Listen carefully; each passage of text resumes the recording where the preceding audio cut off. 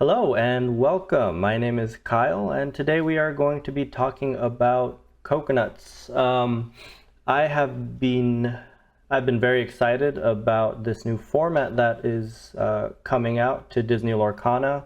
It is something that both my wife and I have been testing a little bit, and I wanted to share so far one of my favorite deck lists, or at least one of my favorite coconuts to play.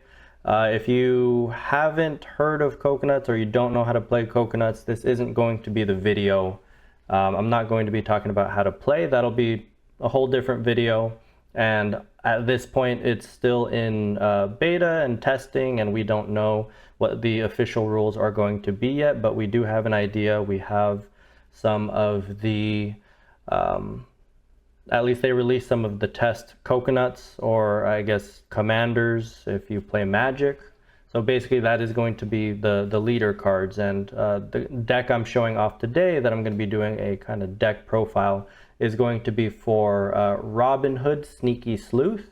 When they first released this this coconut, what he originally said was, once per game during your turn, you may deal 1 damage to each opposing character. And when I first read that, that didn't seem all that exciting to me.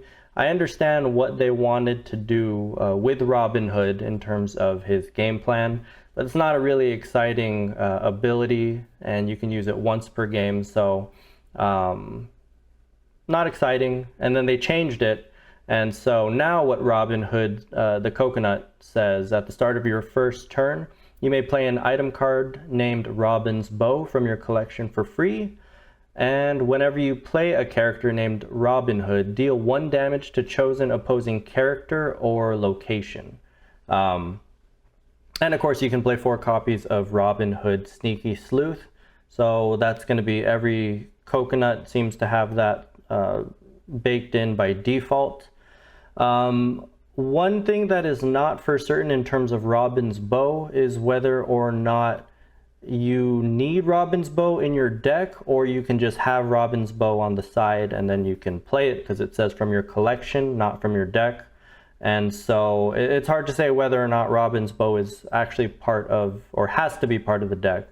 And then when you play Robin Hood, deal 1 damage to chosen opposing character or location. So clearly you more than likely want to be playing as many Robin Hoods as possible in your deck. And so we'll go ahead and go over some of the key cards that I think would help this deck run really well.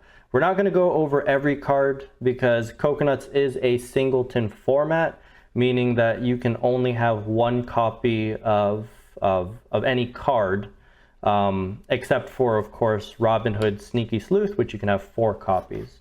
So looking at the deck here, and I think this is where we're going to, so what I originally had, if you want to scan it and take a look at the deck, I think this is, of course, not going to be perfect, and everyone, I think the beauty of the Coconut format is that everyone's going to build the deck how they want it. Because it's singleton format, there's so much room for creativity, which is really fun, and you're never going to be guaranteed the game plan that you want.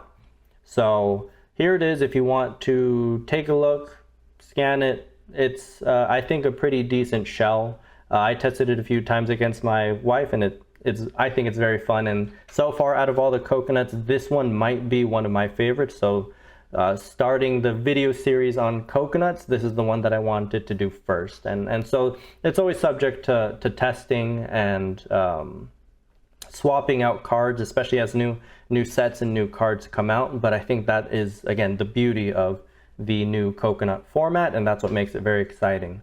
So going over just some of the key cards here, one of the things that this deck is probably not going to be too good at, of course, it being in the green, blue, steel category, is that draw isn't going to be its strongest thing.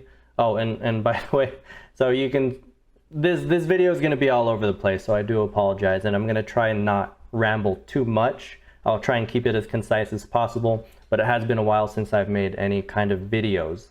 So the deck is, I'm calling it Coconut, a spray and pray Robin Hood. So really the goal of the deck is based off his ability, you just want to ping damage. You don't really care too much about removing cards unless they need to be removed, but you want to ping damage in order to quest for a lot of lore. Because when we take a look at the main Robin Hood, Sneaky Sleuth, this character gets +1 lore for each opposing damaged character in play. And so you can imagine when you are facing against 3 other opponents, all with, let's say, at least 3-4 cards in play, you tag all of them, you're questing for a lot of lore, and so that's what Robin Hood wants to do. So that's how we built 8 uninkables, 41 characters, 7 actions, 6 items, and 3 songs. Again, it is green, blue, and steel. This, I haven't really looked over everything, but from what I found, I think this is at least a pretty good a shell. Probably the weakest Robin Hood is going to be this one created by the Vineling. I mean, created by the Vine. He does help your Floodborn characters, and this deck does play quite a few Floodborns, at least, especially in the late game. So that could help, but aside from that, not too strong. He's okay. So that's probably the weakest Robin Hood maybe in this deck.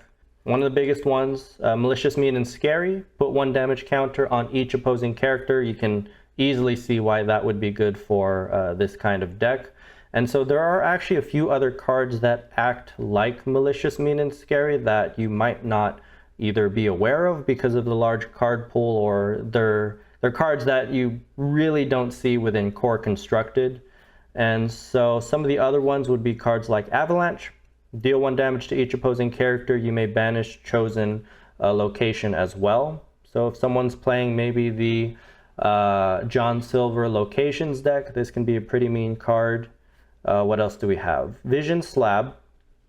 So this is an item, 3 cost, and at the start of your turn, if an opposing character has damage, gain 1 lore, and then damage counters can't be removed. Pretty sure, just as it says, any kind of damage can't be moved off. I don't know if healing counts for that. I probably should look into that, but either way, even if you just have at least 1 opposing character with damage, you're just slowly gaining lore. And within the game of Coconuts, you don't want to be the first one to a high amount of lore, or else you're just going to be targeted. It's kind of a game of politics as well. And so this one's not a bad card to start just flying a little bit maybe under the radar, kind of, because I'm sure if opponents see this card, they're going to be pretty wary of it. What else do we have? So we have Pack Tactics. Gain 1 lore for each damaged character opponents have in play. It's basically just another Robin Hood in the form of a 4-cost action. So more damage you have on other characters, the better. Who else do we have? Or what else do we have? We have Windstorm. So it's a 4-cost action inkable, 4-cost inkable action, and you get to deal 1 damage to each opposing character and location, then deal 2 damage to each opposing character with evasive and each opposing location with evasive. So it does get rid of evasives, and when I was building this deck, I didn't want to be dealing too much damage, which is what this kind of does against evasives, which, not a terrible idea. Really what we care about is to deal 1 damage to each opposing character and location, right? And I will be saying damage a lot in this video because that's what this deck does. Tug of War, another one that probably you wouldn't really think about. Choose one, and the one you're definitely going to want to be using. Deal 1 damage to each opposing character without evasive.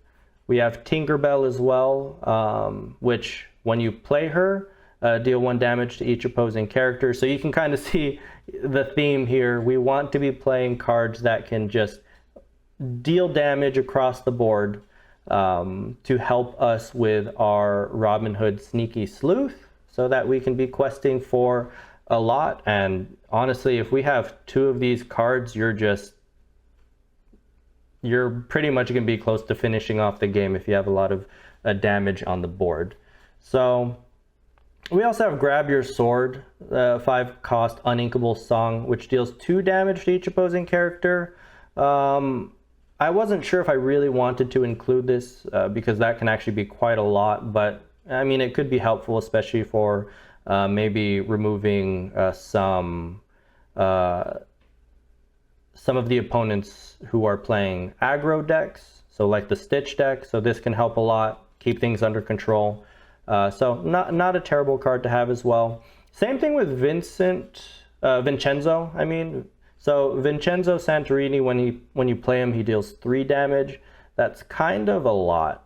So he's kind of hit or miss. I'm not sure if I want to actually keep him in the deck. Oh, Bellwether also does a little bit of that same thing, but she does need to be challenged and banished. So she quests for 2, 3/3, 4 cost inkable, and of course opponents are more than likely not going to want to challenge her, but her just questing for 2 or having her use up your opponent's valuable, actions or songs just to get rid of her, not a terrible plan either. What else do we have? So I think that's it in terms of at least spreading around, damage. We also do have, I keep saying that, we also do have kind of the Merida package here, where when an opposing character challenges, so it doesn't have to challenge just her. So while this, as long as she's exerted and while an opposing character challenges, you just get to deal 1 damage to the challenging character just right off the bat.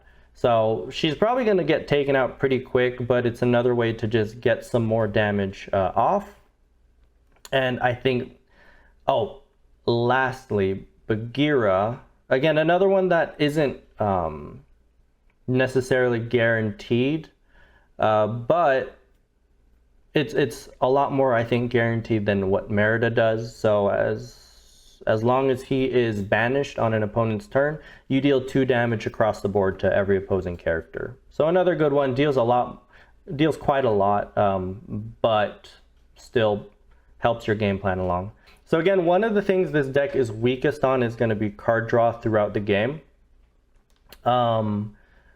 So I included some support cards in there to help with drawing and filtering and everything like that. Of course, you have Bobby Zimmerowski, you have Mulan. They do the same thing when you play them, draw, discard a card. And I'm sorry, maybe I should have just been pulling them up like this so that you can see it a little bit better. When you play this character, you may draw a card and then choose and discard a card. If it's your first turn, not a bad way to, of course, start filtering through your deck. Ursula's Trickery is definitely a really strong card in the coconut format. Each opponent may choose and discard a card. For each opponent who doesn't, you draw a card. You play this on turn 1, you're already drawing a lot more cards because more than likely people either don't want to discard cards, especially within a singleton format, or if they don't, you get to either draw cards or they're already starting the game off at a disadvantage. So Ursula's Trickery is a really, really strong card. In terms of not card draw or Popsicle, of course, having blue in the deck, very strong card. So when you play this item, draw a card. So just a card that replaces itself and helps you remove some damage when you need it. Very strong card. Fishbone Quill as well is not card draw, but it can definitely help you maybe ink some cards that you might not need for your game plan. We also have Todd in here, whom is a really strong card in my opinion. For 3, you get to draw 2 cards instead of just 1, and also then discard a card. So a lot stronger of a filter effect. And then who else do we have in terms of card draw? Oh, Signed Contract. So this card, the more I didn't have it in the original deck, but the more I thought about it, it felt very, very strong. Because in the coconut format, you can almost guarantee that either Ariel is going to be a very popular coconut or commander or whatever you want to call it, whatever name they come up with.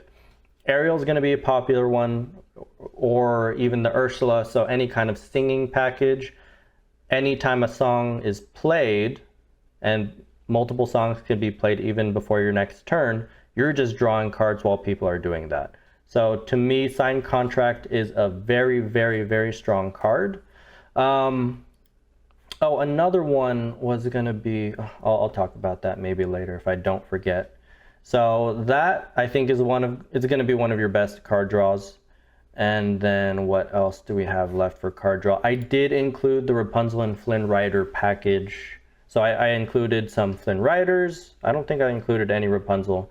But basically, whenever this card quests, you may draw a card and then discard a card. What's nice about it, though, is when you do discard a card, so let's say you even had an empty hand, if it's a character and you have the ink to play it, you can just play that character. So it's almost like drawing and discarding isn't as bad of a negative because you just get to play the card. So another way, pseudo card draw that I added in here. And then we also have Goliath. I did include a late game that doesn't really help your game plan, but if you have an empty hand, which can happen often, especially with green, blue, steel, it can happen quite often where you just don't have the cards, especially towards the late game. He can guarantee you either 2 cards, or what he does really well is control your opponents who may have more cards than you would want him to have. So Goliath is another really good one. Again, does have card draw. And I think ultimately that is what we are looking at in terms of card draw. Sorry if I'm kind of bouncing all over the place. I did not practice this at all. Oh, Mushu. So Mushu from the newest set, Attack of the Vine, probably gets removed pretty quick, but as long as an opponent has more cards in your hand than you do, and it's not just one opponent, but it could be any opponent, you can draw a card. So really strong as long as he can stick on the board, but oftentimes he gets removed pretty quick. People don't want you drawing cards like that. So Mushu is another one in terms of card draw that we have. And I think that is it for the card draw portion of the deck. And so here are some just kind of tech cards that I also included. So we have Go-Go Tamago. I'm sure if you know how this card works, basically it is a 2-cost inkable evasive. When you play this character, you may pay 2 ink to gain lore equal to the damage on chosen opposing character. So she's definitely a card that if you have her late game and maybe you've stacked up a lot of damage on a high willpower character, she can just win you the turn, on play, or win you the game on play, basically. So that's one that I added in terms of a tech card here. And then who else? We have Morph.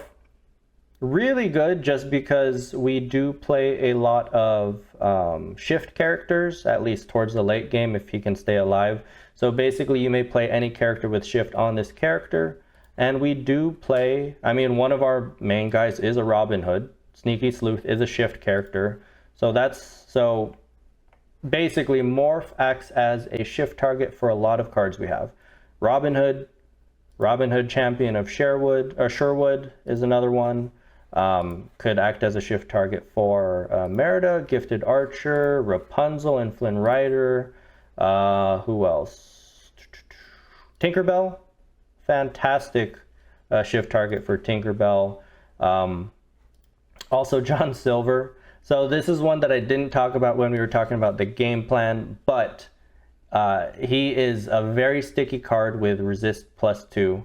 Now, of course, he can be removed by anyone who's playing Gaston or anyone who is playing World's Greatest Criminal Mind.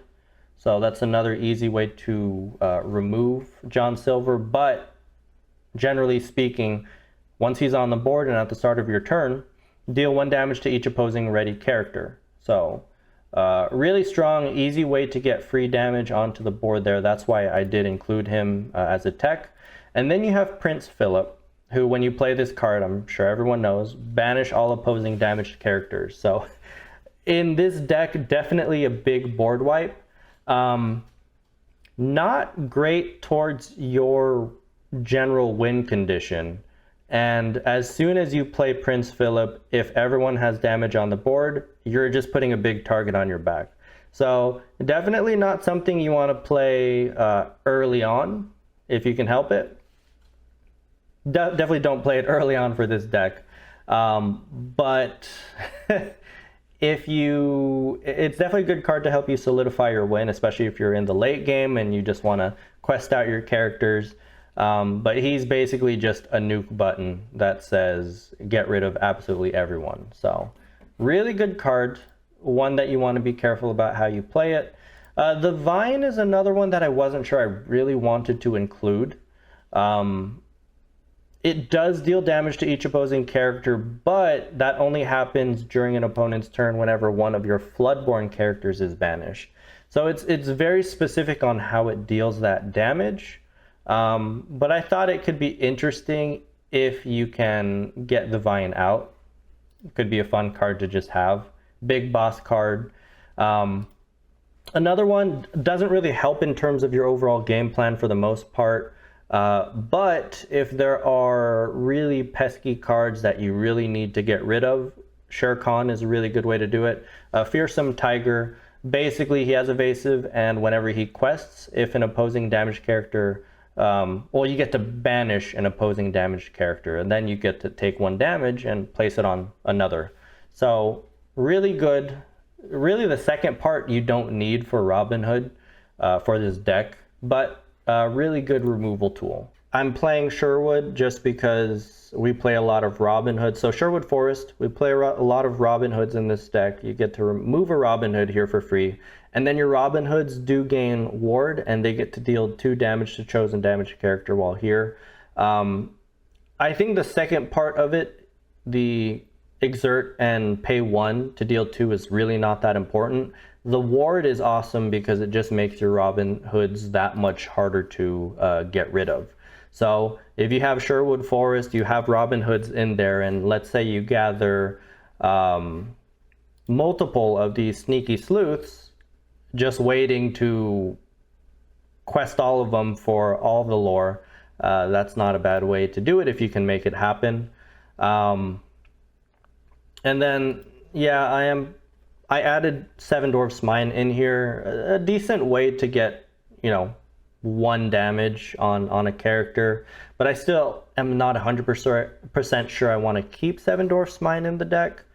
But again, that's the fun of Coconut, is you kind of can't ever really rely on one game plan anyways.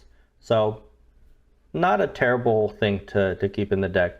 But overall, this is the deck that I've built. This is probably going to be one of my main Coconut decks, and one that I keep, throughout the years as I continue to develop it. And maybe later down the line, I will update it to show you guys any changes that I've made.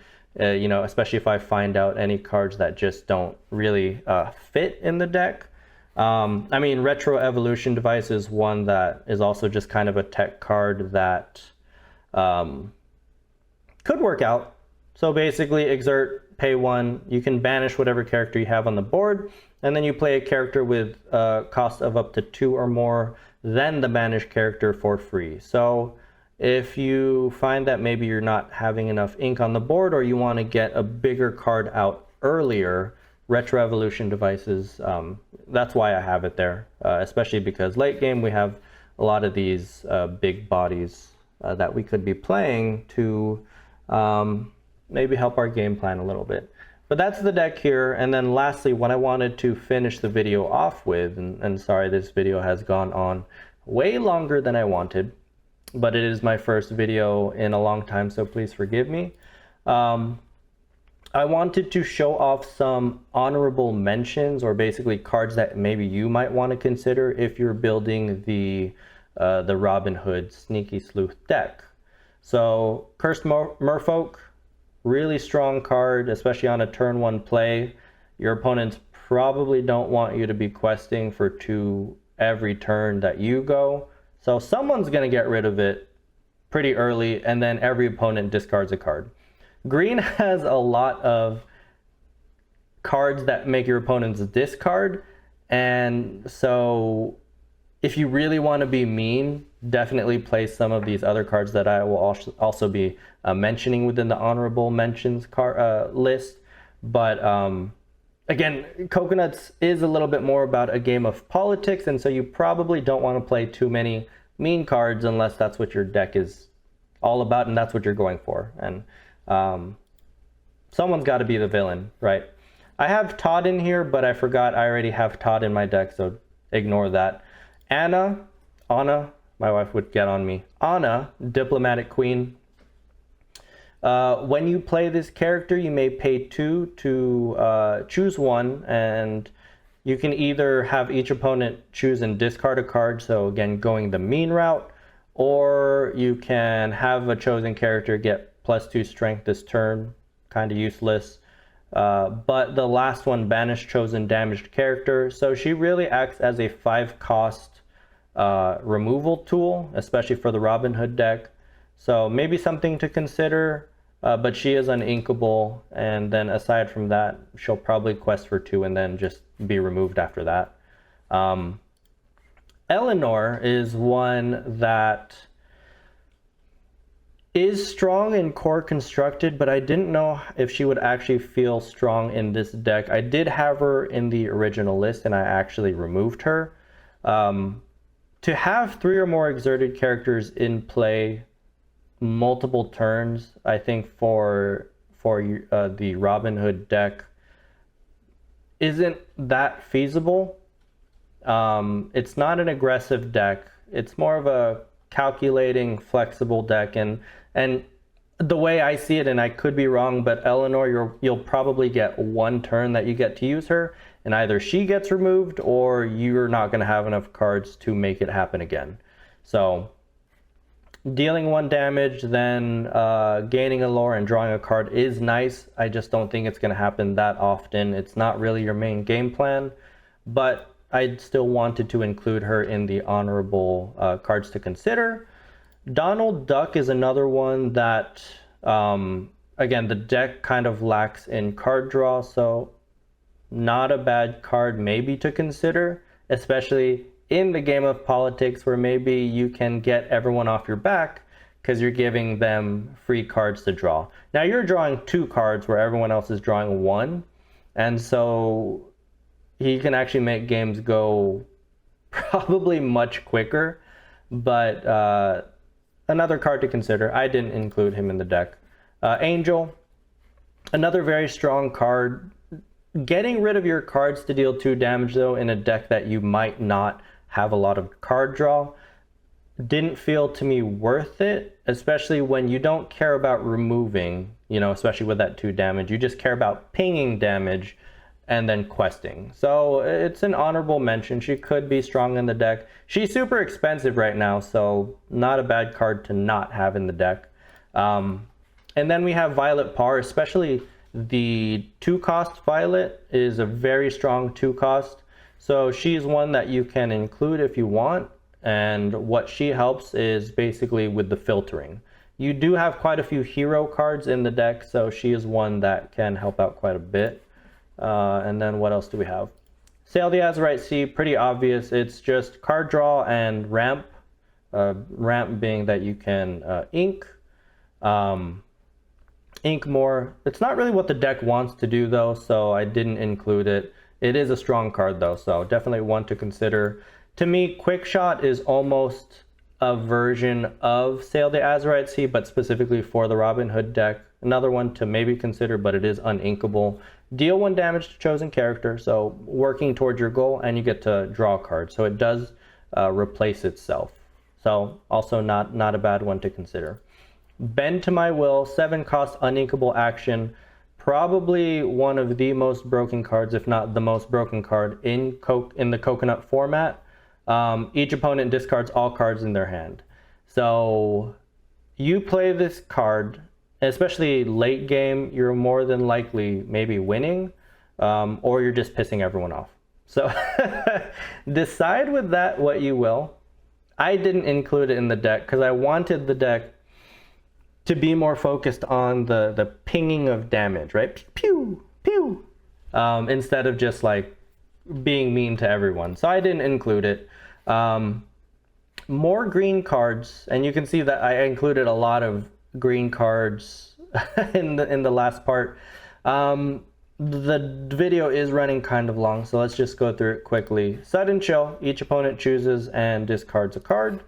To Wither a Flower, I think it's fantastic removal for this deck if you wanted to go more the removal route. Deal 2 damage to each opposing damaged character. This deck does not have a hard time doing that, so if you wanted to, another kind of big board wipe almost, this is the way to do it. Trust in Me, basically a smaller version of Bend to My Will that is singable. You're probably not going to care about the first ability, but the second one. Each opponent chooses and discards 2 cards. You can see why that could be pretty good to have in your deck. Under the Sea, very strong card, at least last set, or not set, but pre-rotation. It's still a strong card now, especially against all the aggro Eleanor decks, if you can make it happen. But put all opposing characters with 2 strength or less on the bottom of their player's decks in any order. So more removal. I didn't include it. I thought about it, but it doesn't really work towards the game plan. It is just kind of making everyone else stall, or at least everyone who's playing aggro. Snow Fort, another one that I heavily considered playing in the deck. It makes your Robin Hoods harder to get rid of. It makes any of your cards harder to get rid of, and it makes your cards stronger as well. So actually one that I still consider putting in, just because it is that strong of a card. And then there's Potion of Malice. You exert it and pay 1 to put 1 damage counter on chosen character. Yeah, it can be okay, but I feel like it's just a very slow way to do what you want to do, and so that's why I didn't include it. Whew. So I will figure out a way to make these videos much quicker, but ultimately that is the that's the deck. So this is the Coconut Green Blue Steel Spray and Pray Robin Hood. I'm sure someone else will come up with a better name, but that is the name I gave my coconut deck. Again, if you want to check it out, you can scan that QR code right over there. And I think that is pretty much all I wanted to talk about. I ramble a lot, but that's the deck. Hope you guys enjoyed the video. Let me know, if you're building this deck, what cards you would include, just because I'm sure I didn't see every deck and I'm sure I missed a card or two here. So feel free to comment below if you have any text or if you've played this deck a lot and what you think of it. I'll make more videos on other coconut decks as well as I build them and when I get time to actually build them and maybe test them a little bit. But overall, hope you guys enjoyed it. Leave a like and comment and subscribe if you want to see more videos about Disney Lorcana, trading cards, and the coconut format and anything TCG. I haven't really decided yet. It's been a while. But thank you guys so much for watching and hope you guys have a blessed day. Bye-bye.